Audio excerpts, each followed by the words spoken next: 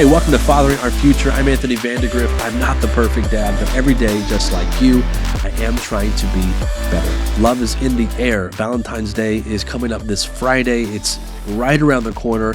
I hope for your sake that you subscribe to this podcast so that when episodes drop on Monday, you actually get to tune in and you get this friendly reminder that Valentine's Day is right around the corner so that you have 3 or 4 days to do something nice for your wife. Now, if you're listening to this episode post Valentine's Day and you forgot, I really hope that your couch is comfortable.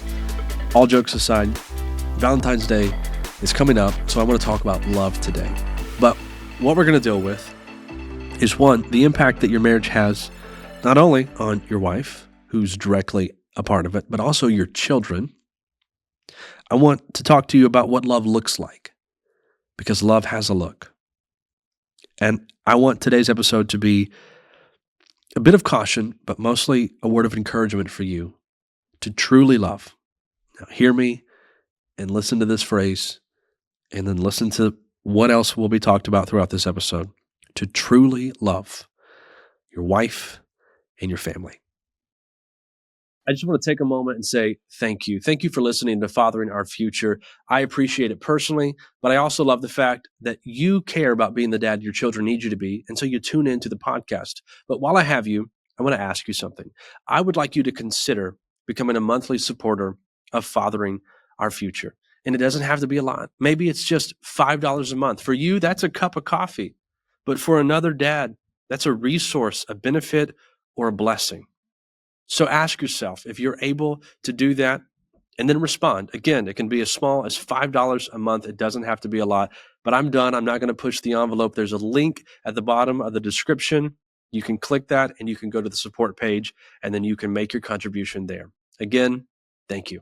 I'm super excited to let you know about my most recent project, a devotional for dads called Following Our Father. As Christian dads, we have no better example than our Father in heaven on how to be a dad. As a father reading the scriptures, I cannot help but see how he truly is our Father. So in this devotional, I go through 30 qualities and attributes of God. You can take it one day at a time and knock it out in a month, or you can take the time that you need to absorb who our Father is so that you can be the dad that you're called to be and be the dad that your children need you to be. This is available to you. You can check the description to find the link to get your copy.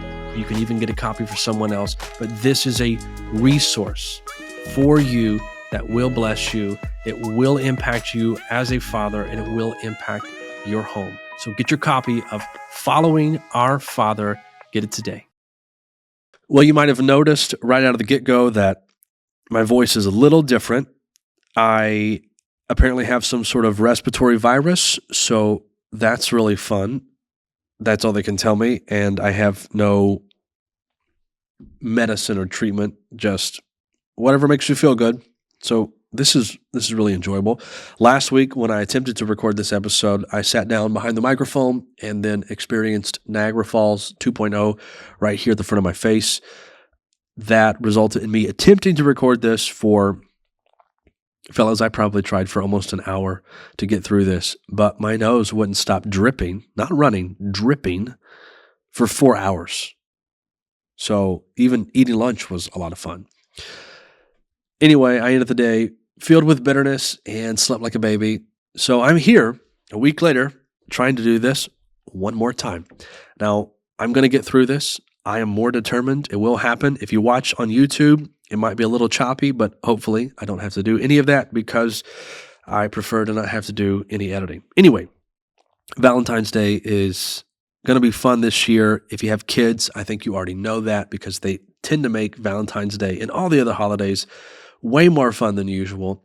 Case in point, last year, my daughter Reagan came home with a couple of Valentines that she made for me and for my wife. My wife looked at hers first, and it's a picture of a heart. It says, "Love you, Mommy." And like every good mom, she says, "Thank you so much. I really appreciate this. I love you too. Happy Valentine's Day." And then I look at mine. Mine has a heart within a heart. My daughter called it a double heart. There's a picture of me holding hands with a picture of my daughter Reagan. And we're clearly somewhere fun. and it says, "Happy Valentine's Day. Love you, Daddy." My card was a bit more detailed and way more extravagant than my wife's card. And when my daughter was asked about it, she said, "Well, I gave Daddy the double heart because I love him more." And at that point, I'm laughing hysterically. My wife is questioning her identity as a mom, but we're still here. We're still together. She got through it. My daughter Reagan is totally fine. My wife realized that kids are kids, and they write and say what they feel in the moment, and they're super close. I think she loves her more, honestly, but kids make Valentine's Day fun. So enjoy Valentine's Day with your family. Do something nice. Remember, it's the thought that counts. You don't have to book a surprise trip to Europe or some exotic island where you could just sit back on the beach for a week. If you're able to do that, great. If you're able to do that, you could probably also contribute to Fathering Our Future. So keep that in mind. But I hope you just do something good and fun and nice for you and for your wife so that you can enjoy the day together. If you need some music, I'm going to give you a recommendation because I just thought about it.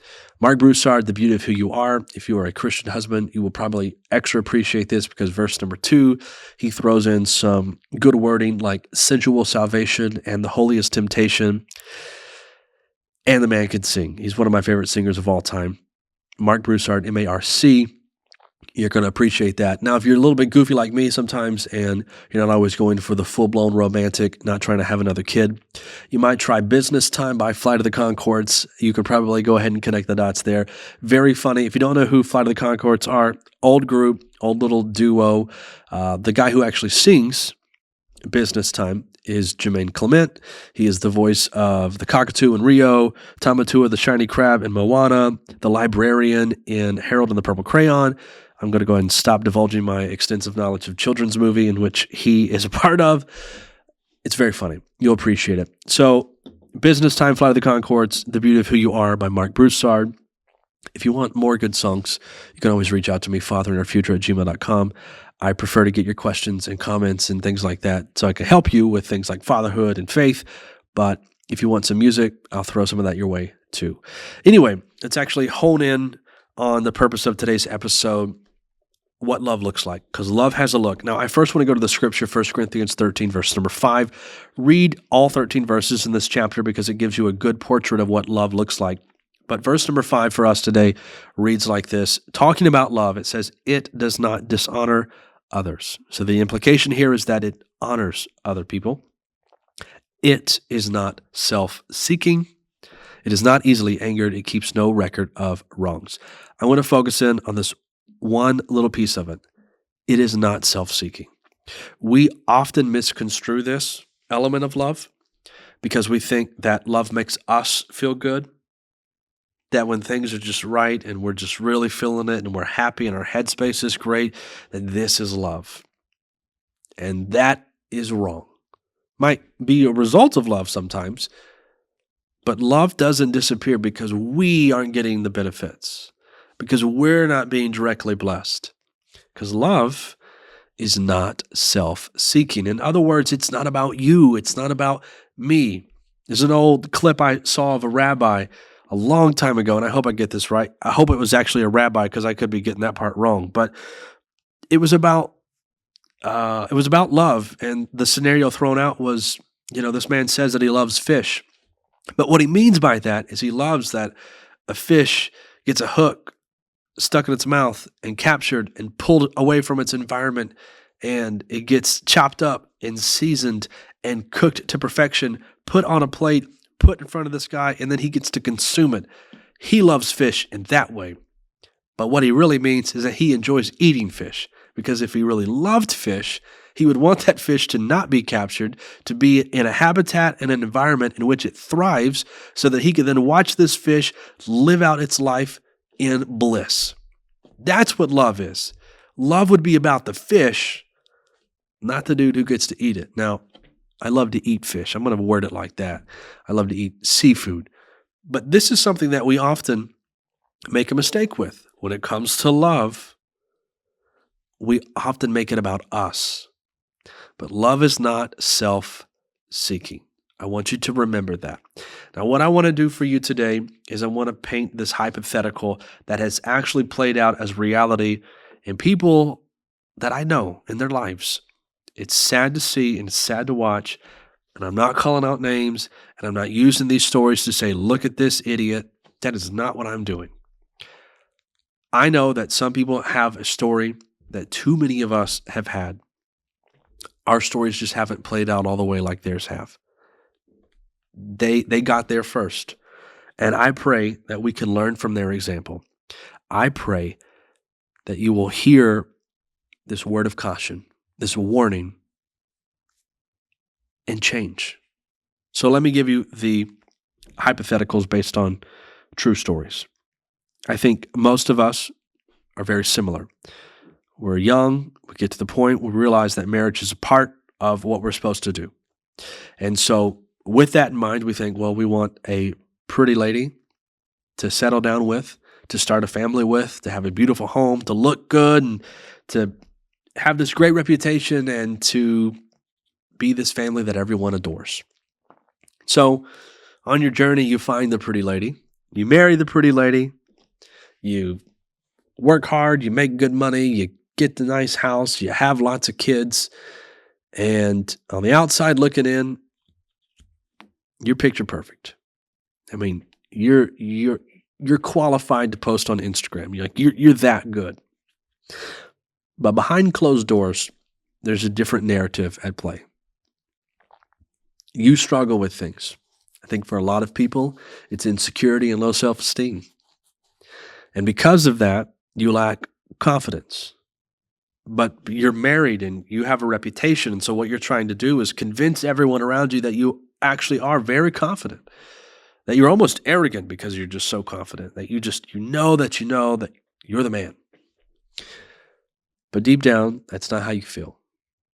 And so you have to build yourself up. You supplement with what you supplemented with when you were a teenager. And that was probably pornography. You get lost in your fantasy. You are whoever you want to be. And in the moment, you forget everything else. And you just get lost in your addiction. You get married and you think, oh, this is all going to stop because I'm married now. I get to have sex whenever I want to, and it's rightly justified. This is going to be great.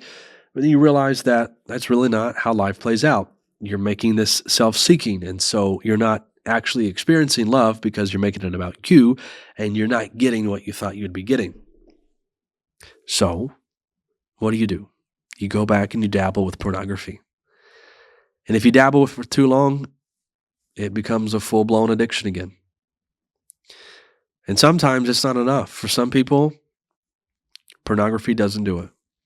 It's a start, but then they realize, I want more than this.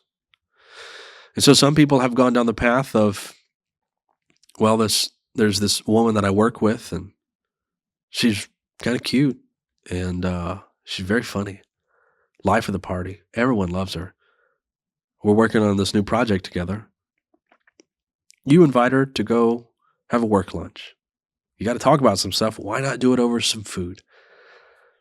And during this work lunch, you talk about work, but then you throw out some personal questions. And then you decide to have lunch again. And eventually you're having lunch not because you have work stuff to talk about, but just because you enjoy getting lunch with one another. And that can get out of hand.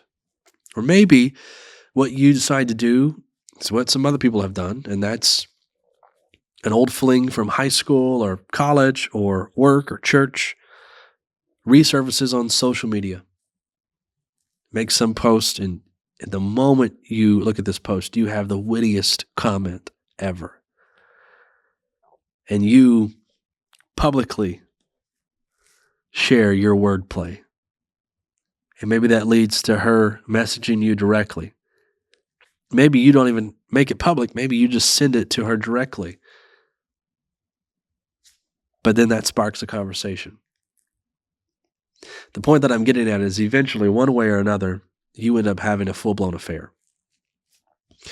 And then your wife finds out. And now you're getting a divorce. And so now, as a divorced individual, you share your children. They're bouncing back and forth. Maybe they're young enough they don't fully understand. But this is the situation that you're in. So now you're working. Now you're bitter because you got caught. Not because you want to change, but because you got caught. You have to pay child support, which you are bitter about. You have to work more because now you're losing a chunk of your money that you want for you, because this has been a very self-seeking experience, and you still want it to be that way because you haven't read 1 Corinthians 13:5 and really tried to embody that. And then, you had an affair. You were fooling around while you were married. Why would you stop? You get somebody else pregnant. Somebody else who's fooled around a few times and has lots of kids from lots of different people. But for whatever reason, you think, I'm going to be the one she sticks with. Another lie we tell ourselves. And what will happen is you'll find yourself in a situation where you're paying child support for multiple kids, for multiple homes. You're having to work more and more and more to have enough money to pay for everything that you've started.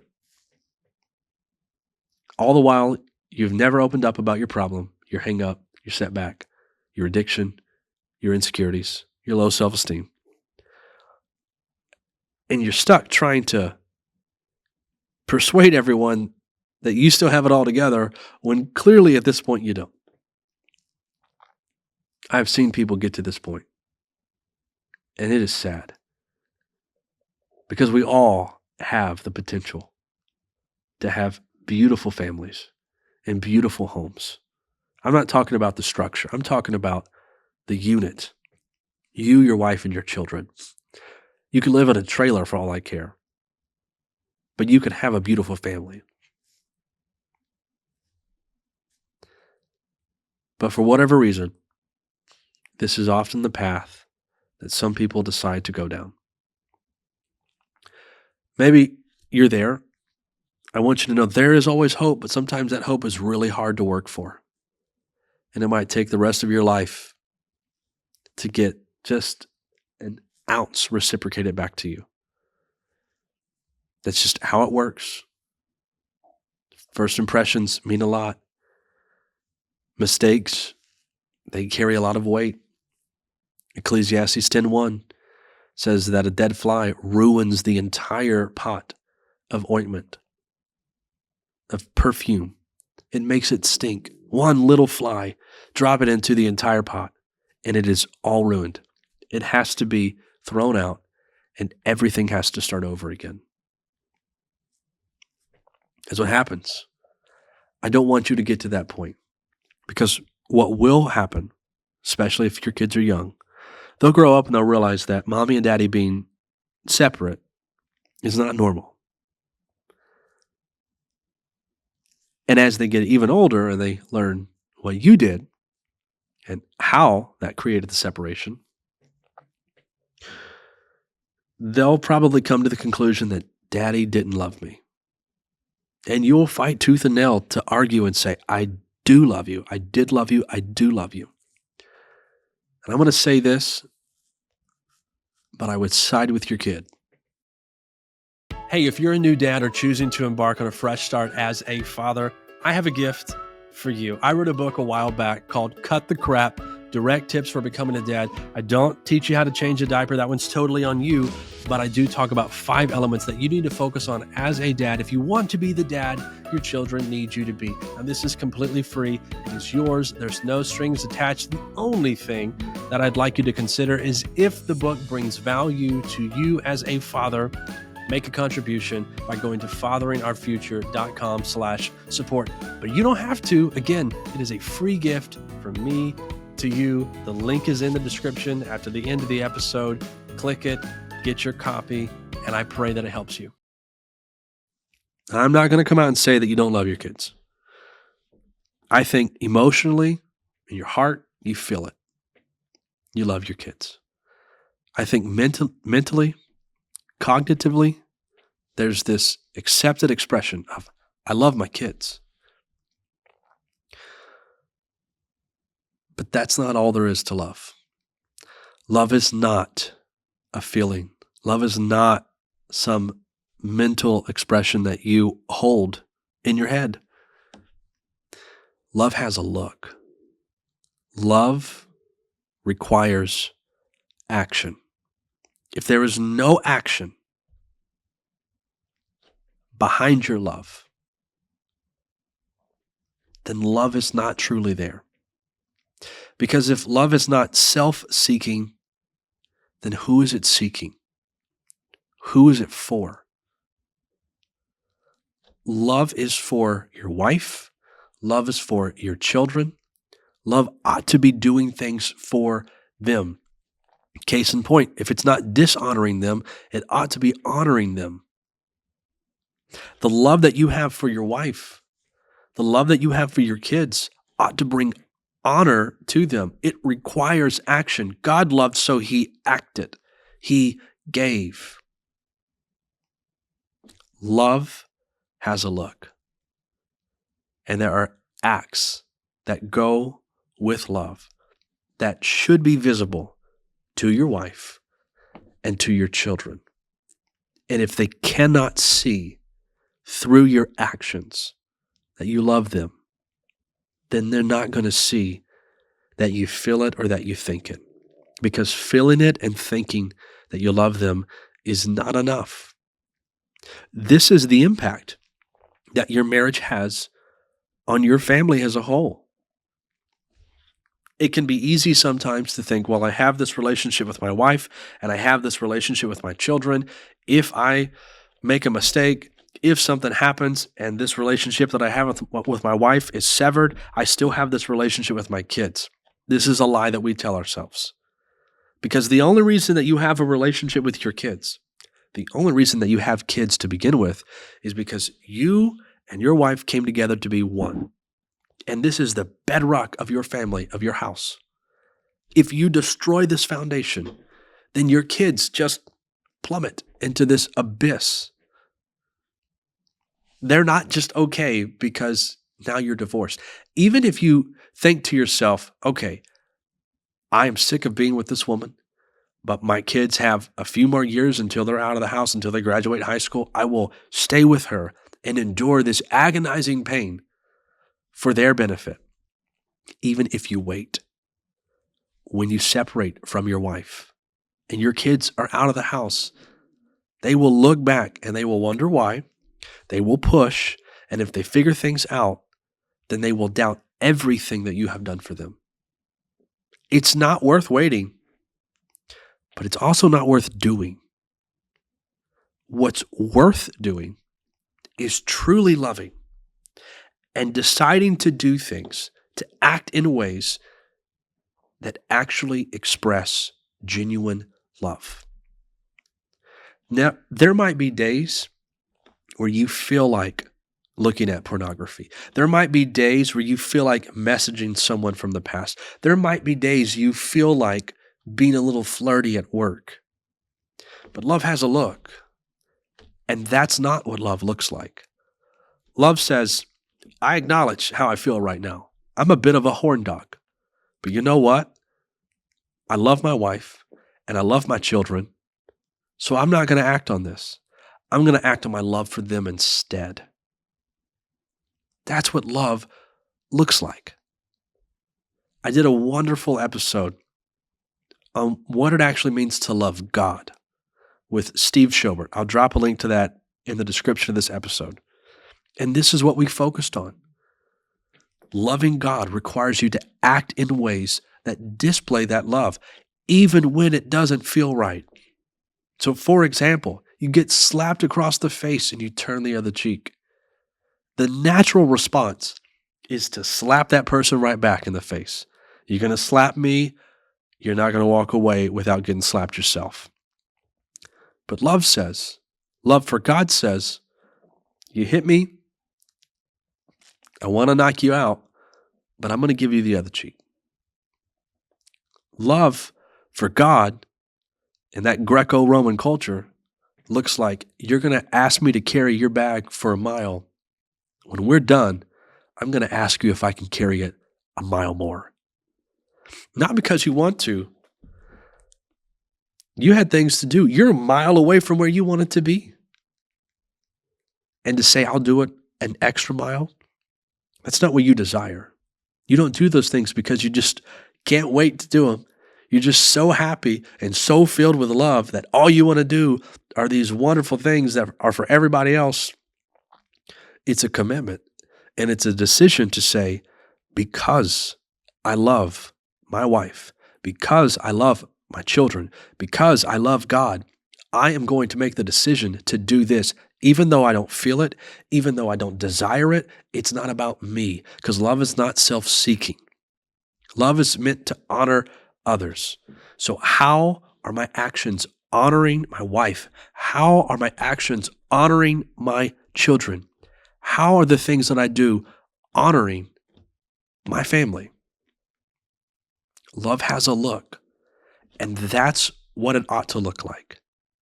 You choosing to do things that honor your wife, that honor your kids, that honor God, that honor your family. If you can explain to me how dabbling in pornography does that, how having an affair, how having that flirtatious conversation with someone you work with or some old fling on social media, how commenting on things that people are posting about that you're looking at for the wrong reasons, if you can explain to me how that honors your wife and your children and God, I'll hear you out. But I don't think any of us would ever try to say, well, when I look at pornography, I do think it honors my wife. No, said no man ever. It doesn't honor them. If it doesn't honor them, and it's about you, then that is not what love is. That is the exact opposite of what love is. Because love honors them and doesn't seek for your personal gain and benefit. Jesus says it's more blessed to give than to receive. Being the giver, there is a greater blessing. Although it is indirect, it is the greater blessing. The fulfillment that you will have, the peace that you will have in your life, knowing that there are not secrets that you are walking around with, that liberty, I can tell you from experience that it is nice to not be moving around thinking, if I get busted, what would happen? But to just be able to say, you know what? I'm getting help. I'm working on things. I'm making the right decisions because I'm choosing to love my wife and my children, and I'm choosing to love God and to live in a way that actually expresses that love the way that it's supposed to be expressed. That feels really good. That is a blessing. It is a tremendous blessing. Your wife, your children should be direct recipients of the blessings and the benefits that come from your love. But you will be richly blessed in other ways. I promise you. So, let me say this. Your marriage has a direct impact on your children. If you foil your marriage because of selfishness, because of poor decisions, not rooted in love, you're not just severing that relationship with your wife. You're destroying that relationship with your children. Now, on the flip side of that, if you truly love your wife like you're supposed to, you are creating this strong foundation for your children to thrive upon. You are going to show them what true love looks like. They're going to learn from you. They're going to trust you. They're going to go out and do phenomenal things within their own little families that they create. And it's going to be because you made some hard decisions. When you felt like doing other things, you said, no, I love my wife, and love propels me to act this way. Love has a look. And if that is what flows from you, if that's what your children see, you're going to benefit them. Your marriage has a direct impact on your kids. Love looks like it's about other people and honoring them and not about you. So my prayer today is that you would be encouraged to make a course correction. If this resonates with you in any way, even if it's the occasional, oh, I visit this page every so often, or I follow certain accounts on social media. If you have to get off of social media entirely, do it. Don't have accounts on platforms where you cannot act in loving ways for your wife and for your children. Whatever you have to do, do it. If you have a private life in which your wife is not included, you need to get rid of it. Because the terms of your arrangement, biblically, one man, one woman come together, and now you're one. You're a wholesome unit. If there is a private life, it is between and with you and your wife. If there are things that you do, things that you have that you're not okay with your wife or your children knowing about, then those things are not okay. If you're not okay with them knowing, then those things are not okay. Make the course correction. Change what you need to change. Now, if you need help, if your pastor is qualified, reach out to your pastor. If you need a licensed professional, find one. If you have a buddy that you can trust, confide in them. Allow them to be a voice of accountability in your life. If you feel like you have none of that, and that prayer and reading the Bible is not going to be enough because you need the human touch and connection, which I think we all do. This is in no way saying that God's not enough. God said it's not good that we're alone. We need people. You can always reach out to me, fatherinnerfuture@gmail.com, and open up. Tell me what you're dealing with. I'm not perfect. I've made my mistakes. I don't have all the answers, but I do have a pretty good network of people who could help.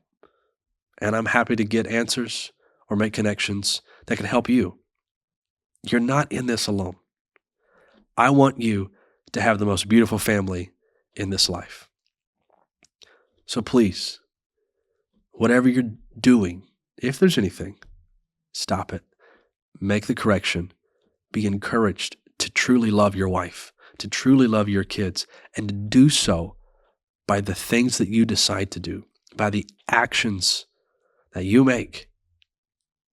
Love your wife with your actions. Love your family with your decisions and your choices. Let's pray. Jesus, we thank you for your goodness. We thank you for loving us, for modeling to us what love ought to look like, because love has a look. We can look at you and we can hear your claims of how you love us, and we can see through the things that you have done that you love us. We can look at your walk up Calvary's Hill, your time on the cross, and we can clearly see that this was not about you, but this was all about us. You loved us in such an incredible way. And God, we recognize that you call us as husbands to love our wives in the same way, that we would give of ourselves entirely. God, I pray that you would help us to be introspective, to reflect on our life currently, to think about the decisions that we make, and to ask ourselves, is this what loving my wife looks like? Is this what loving my children looks like? God, help us to look at the things that we're doing and to come to terms with whether or not this is what love ought to look like. Help us with this, God. Help us know that we're not alone. Help us know that you are with us, that there are other men who can stand with us in this point of our lives. God, we love you. We honor you today. We thank you for loving us. In Jesus' name, amen. I know this is not the happy, mushy, I hope you have a wonderful Valentine's Day type episode that maybe you thought you might get. But I think this is a word that I wish I would have gotten at one point in my life. Because while I still have my family, I have made some mistakes. And there were moments in my life that I thought, you know what, I might lose some stuff that I never planned on losing. It happens quick, and it's easy to not pay attention, and it's easy to get so caught up in the things that you're doing that you lose sight. I hope that this episode slaps you with the face so hard that you lose a tooth and you look in the mirror and you realize, hold up, I've got some things that I actually need to work on. Hopefully, you don't lose a tooth, because it's going to make it really hard for your wife to love you being so ugly. But anyway, the point is, I hope you have a wonderful Valentine's Day with your wife. I hope you have a lot of fun with your kids. I hope you take that inward look and you make some decisions that actually display what love ought to look like in your home. And if you need help along the way, I'm here for you. I might not always be the best help, but I will help you however I can. fatheringourfuture@gmail.com is how you can reach me. I look forward to hearing from you. I want you to remember this. You're a difference maker. You're a dynasty builder. You're a dad. What you're doing in your home, in your marriage, in your life as a disciple of Jesus Christ, it's also important. You are absolutely essential as a dad. Your kids, they need you. And the world, the future, they rely on you being dad. God didn't make fathers for no purpose. You have a purpose. You are essential to the makeup of God's creation. So be all in on this thing called fatherhood and know that you're not alone. Thank you so much for being with me. I'm glad I made it through this whole thing. This is Fathering Our Future. I'm Anthony Vandegrift, and I hope you'll join me next time.